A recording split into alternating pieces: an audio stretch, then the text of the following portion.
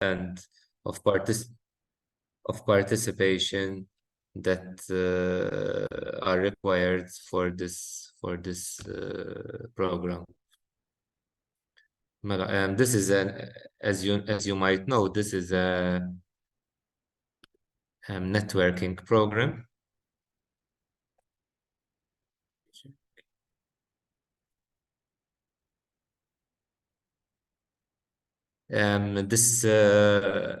This info session will be recorded, so here you can see some rules that are important so that for the smooth of this info session. Are you seeing the presentation? Everything is clear, Tom. Okay, thank you. Yes, yes. It is not in presentation mode, Mark, but I don't know if You can make it in. Yes, I'm trying to make it.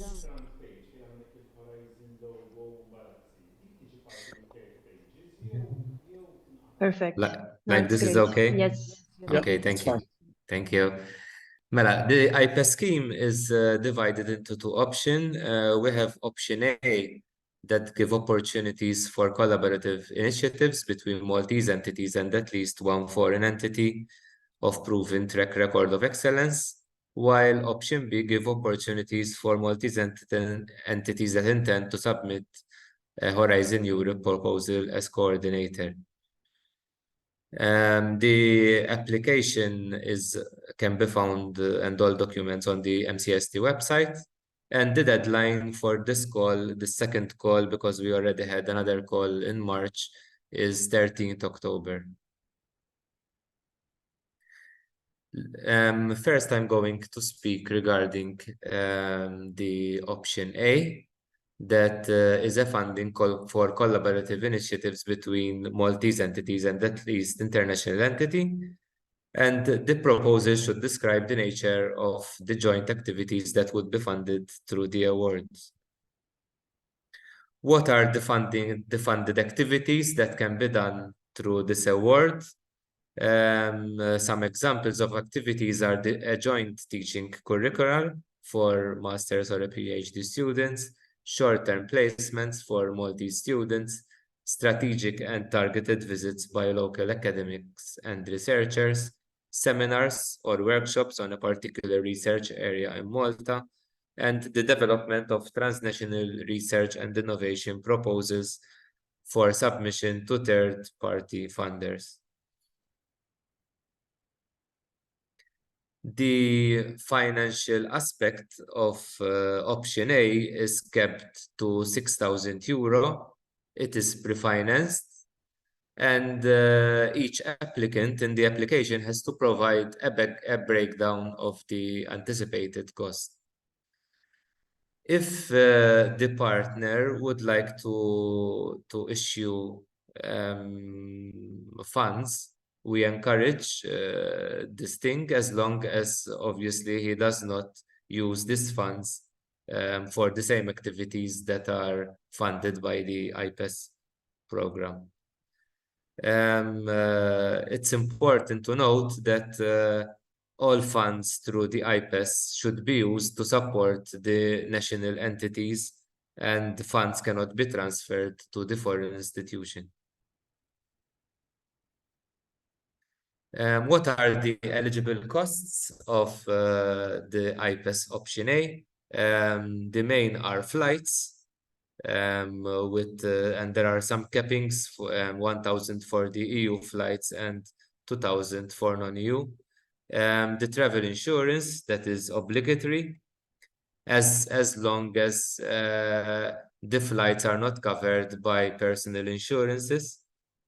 The subsistence allowance, that includes accommodation and up to hosted meals, catering, that is obviously has to be related to meetings, workshops, and seminars that are hosted locally, and information and promotional material that is needed for the activities, and publications that are related to the project.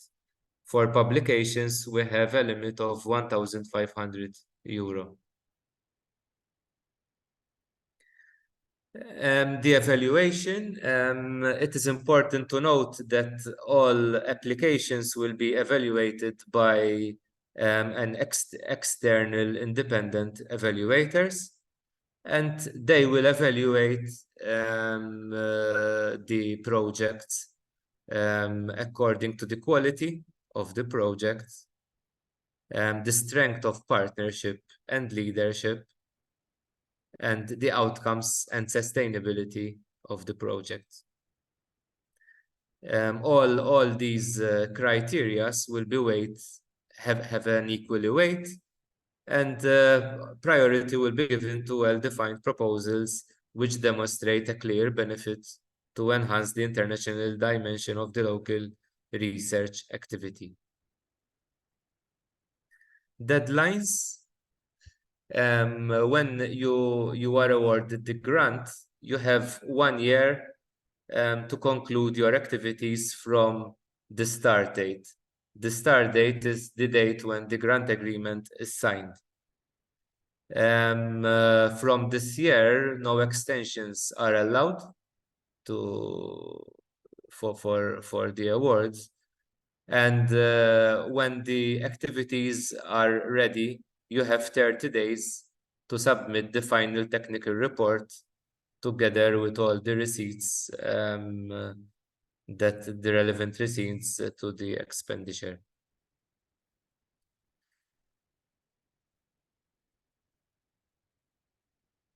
This is ready. Obviously, when there are activities or any publications, there should be the reference to the IPAS, IPAS Plus awards. Eligibility. Who are eligible to apply for the IPAS, that are partnerships, limited liability companies, professional bodies, non-profit making entities, public entity, and research and knowledge dissemination organization.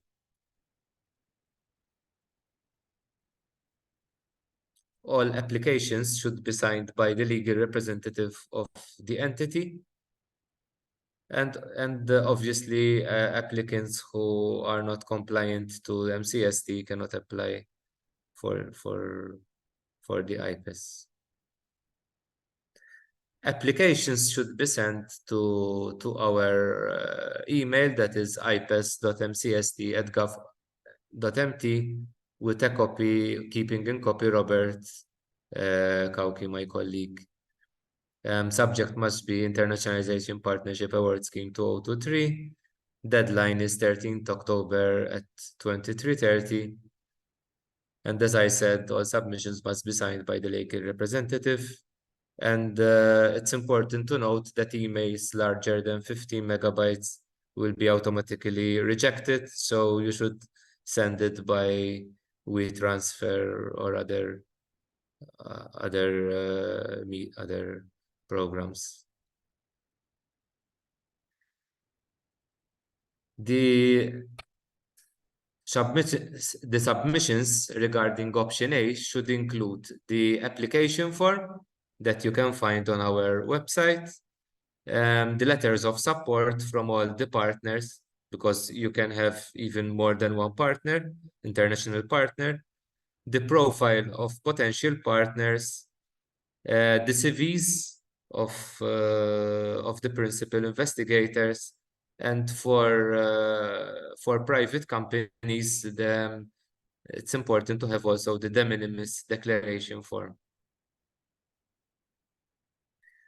For option B, you would need the application form, the proposed project idea and pre-identified call topic, the profile of pre-identified potential consortium partners, if applicable, the profile of at least 3 potential proposal writers or consulting services, the company profile track record, and the de minimis for the private companies.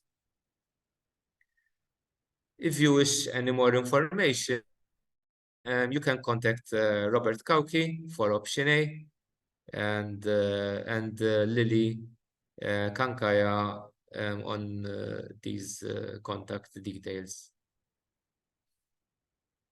Now my colleague Sandra will put the recorded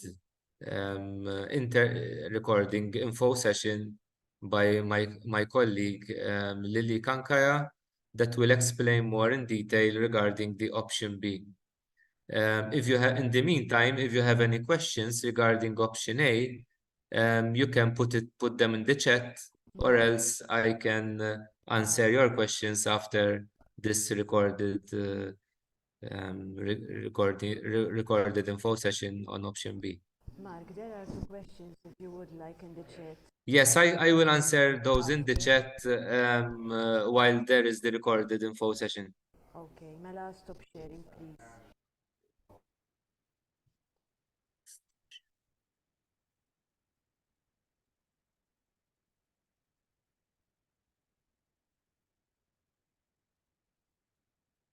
Morning everyone, my name is Lily Kankaya, and today I will talk to you about IPAS Plus option B. First of all, please excuse me for not being present with you today, but it was a last minute change, and therefore I'm recording this session for you.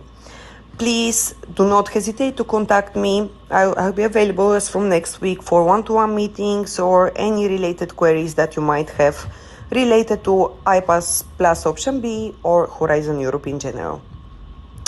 So what is option B? Option B provides opportunities for any Maltese legal entity to get additional support from external consultant or proposal writer whenever you intend to submit Horizon Europe proposal as coordinator. Okay, so you have to be the coordinator of Horizon Europe proposal, or from this call we also have the partnerships, so Horizon 2020 and Horizon Europe partnerships, which we'll mention later on in the slides. Which calls are eligible? So all Horizon Europe calls, as I mentioned, including the partnerships in which the Maltese managing authorities are participating, and we also include the mono-beneficiary actions here, so MSCA postdoctoral fellowship, ERC grants, EIC accelerator, and CSAs, which are all mono-beneficiary actions, are also eligible for support of IPAS Plus option B. So the idea is that you get an external support from an experienced company that already has a good track record in participating in Horizon 2020 or Horizon Europe calls, and this company will improve your proposal, will help you with drafting it or reviewing it and with the actual application and submission. So the support basically covers fees of the consultancy companies of up to 6,000 euros, or else if you would like to include a graphic designer in order to improve the visual appearance of the proposal, then is up to 500 euros. And in that case, it will be up to 5,500 euros for the proposal writer company and up to 500 euros for the graphic designer company. It might be less. You might even decide to request 200 euros for the graphic designer and 5,800 for the consultancy. It's up to you. That how we work is based on reimbursement, 100% reimbursement. So you will not receive a pre-financing for option B. And as a companies, both for the graphic designer and for the proposal writers, this can be based anywhere in the world. We do not require that they have to be Maltese based. They can be, of course. They can be Maltese companies, European, international. There is no limit on that. There are some exceptions. For example, for the MSCA postdoctoral fellowship call, we give total not 6,000 euros but up to 2,500 euros. And another thing to mention is that these fees are inclusive of VAT. Okay, so have this in consideration when submitting the application form. We also provide top-up grants for those ERC candidates that have already benefited from option B, from part B, of IPAS, and they have been invited for the interview stage. In that case, we will just they can request up to 3,000 euro top-up grant in order to prepare for the interview stage. Then we also have another exception for two-stage proposals, because some Horizon Europe and partnerships as well, proposals have two stages. In that case, if the coordinating entity, in this case the Maltese coordinating entity, is given the go-ahead to submit the full proposal in the second stage, then additional 6,000 euros may be requested. How do we evaluate? So basically there are three external evaluators that will look at your application based on the excellence of the proposed idea, based on the proven track record of the consultancy firm. Okay, so the firm, as I mentioned, needs to have experience in previously Horizon Europe projects, Horizon 2020, or even FP7.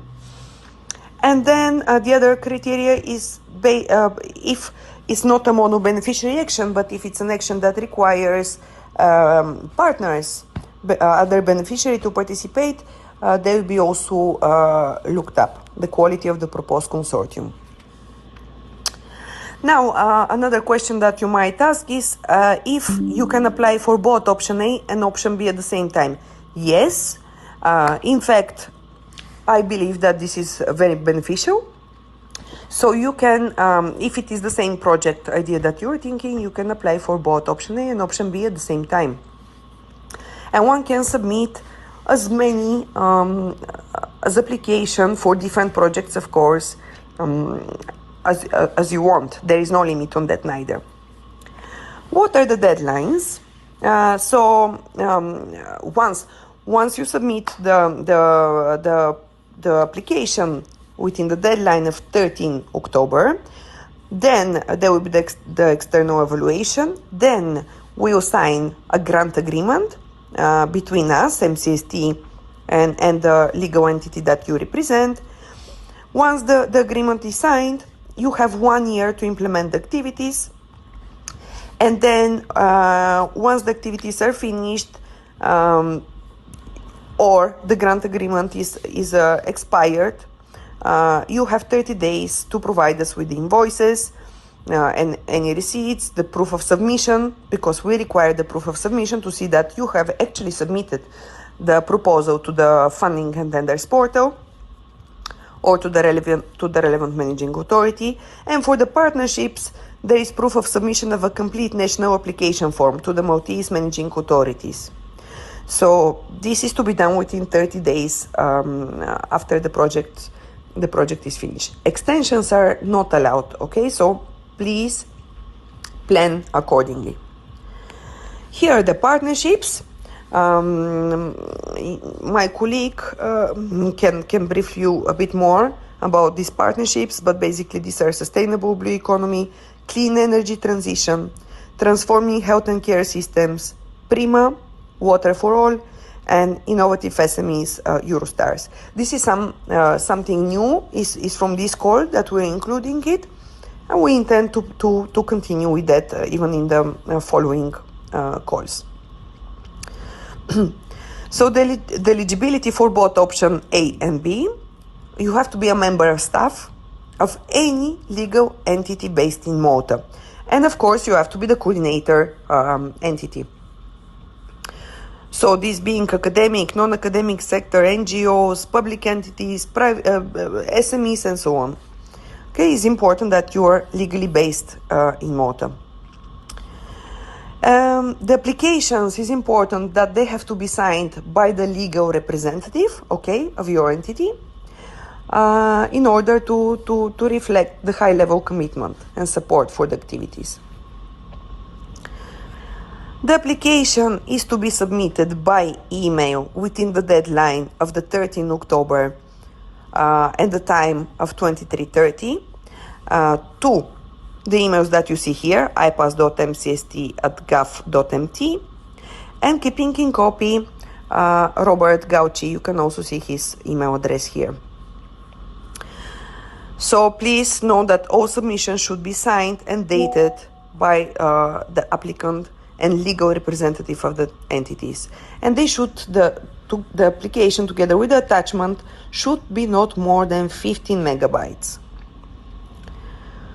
So for option A, what we require? The internalization partnership award scheme plus application form, the letter of support from all the partner institutions, the profile of potential partners, the CVs of the principal investigators, and the de minimis declaration form if it's applicable.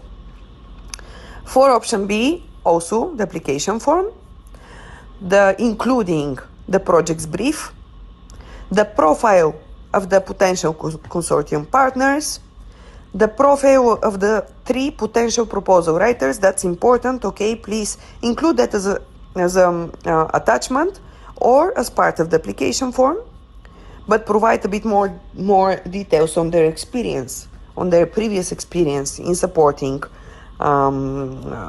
other Horizon 2020 or Horizon Europe applications. Your company profile, the track record, what is your experience basically managing EU projects and so on, and the de minimis declaration form again, if applicable. Here are the contact details. Once again, you can find mine and even Robert's. Do not hesitate to contact us.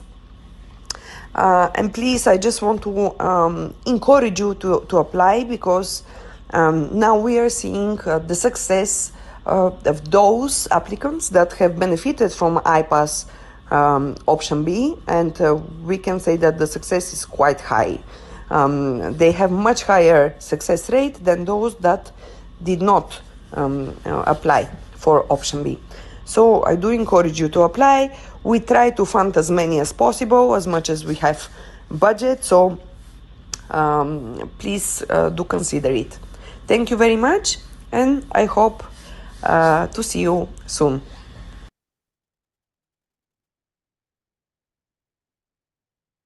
Hi.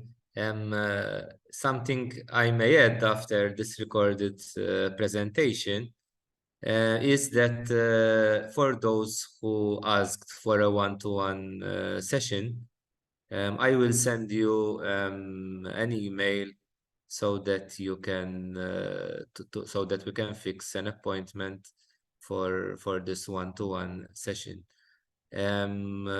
Also, we will send you the recording of this presentation so that if you have any issue while you're compiling the application, you can refer to this presentation. If you have any other questions, I think I have replied to many of the questions. If you have any questions, feel free to ask.